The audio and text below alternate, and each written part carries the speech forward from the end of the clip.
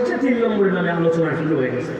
মহিলা বলতেছে যে এই দোকান থেকে আমি কসমেটিক্স কিনে আপা, ওরে আল্লাহ, মানুষ এত ভালো হয়। যেই দোকান থেকে আমি শাড়ি কিনি, ওরে ব্যবহার। আমার পাড়ার যেটাতে আমি সিএনজিতে যাই, ওরে আল্লাহ, গরিব মানুষ হলে হবে কি, যেই রকম দেখতে সেই রকম কথা। উনার কাছে সিএনজি আলা ভালো, কসমেটিক্স আলা ভালো, সব দোকানদার ভালো। আল্লাহ দূরে একটাই খারাপ মানুষ, উনার স্বামী। ঠিক না ভাই? আল্লাহ কোথা থেকে সৃষ্টি করছে। এই ইঞ্জেকশন যখন ওনার মধ্যে পাশে যেটা ওনার বান্ধবী বলতেছে, আপনার রূপ কমছে না যৌবন কমছে, এক বাচ্চা হচ্ছে, তাই কি? আপনার জন্য বহু পুরুষ আছে, ইঞ্জেকশন নেয় আছে কি না? সাক্ষাৎ শয়তান। কি এটা? শয়তান, সাক্ষাৎ শয়তান। ও মা, ও বোন, খবরদার।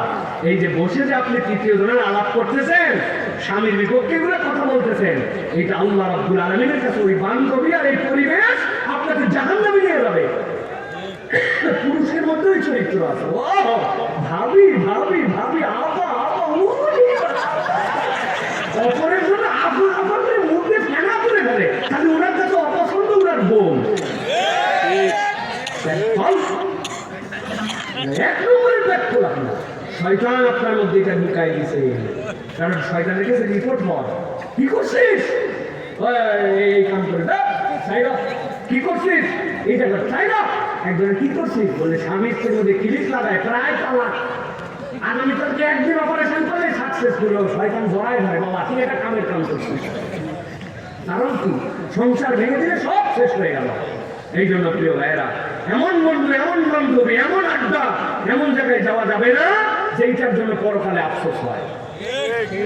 মনে করছেন এখানেই শেষ না? এখন পর্যন্ত যে কয়টা আয়াত বলছি, কোন জায়গায় নবী সাল্লাল্লাহু আলাইহি ওয়াসাল্লাম আসেন নাই। এবার আল্লাহ বলতেছেন আমার নবী এবার হাজির হয়ে গেছে।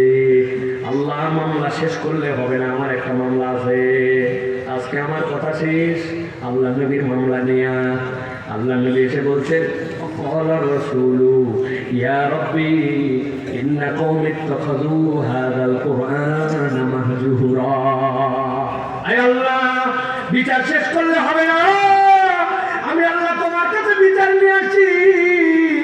আমার কওমের কাছে এই কোরআন বলা হয়েছিল, আল্লাহর বিধানের উপকারিতা বর্ণনা করা হয়েছিল, আল্লাহ রাব্বুল আলামিনের শরীয়ত থেকে বলা হয়েছিল, আল্লাহর দ্বীন, আল্লাহর জমিনে বিজয়ীর পক্ষে তাদেরকে 1000 বার বোঝানো হয়েছিল। কিন্তু আল্লাহ তারা এই কোরআনকে খেল তামাশা মনে করছিল। আরে বলবে ওরা, ওদের বলার কথা বলে যা, আমরা শুনলাম কি না শুনলাম আমাদের ব্যাপার। আল্লাহ বলছেন নবী যখন এই বিচার দিবি, একবার উম্মত মনে করো তো, যেই নবীর শাফাত আমি পারমিশন দিব, ওইটা ছাড়া তোমার বাঁচার উপায় নাই। ওই নবী যদি তোমার বিপক্ষে দাঁড়ায়, বাঁচার কি শেষ উপায় আমাদের থাকবে? তাহলে আল্লাহ রাব্বুল আলামিন বলতেছেন সাবধান হও। আল্লাহ রাব্বুল আলামিনের বিচারের মুখোমুখি হওয়ার আগে নবী করিম সাল্লাল্লাহু আলাইহি ওয়াসাল্লাম যে মামলা করবেন, ওই মামলা থেকে বাঁচার জোগাড় করে আসো। ওয়াজের মতো ওয়াজ শুনলাম, আলোচনার মতো ওয়াজ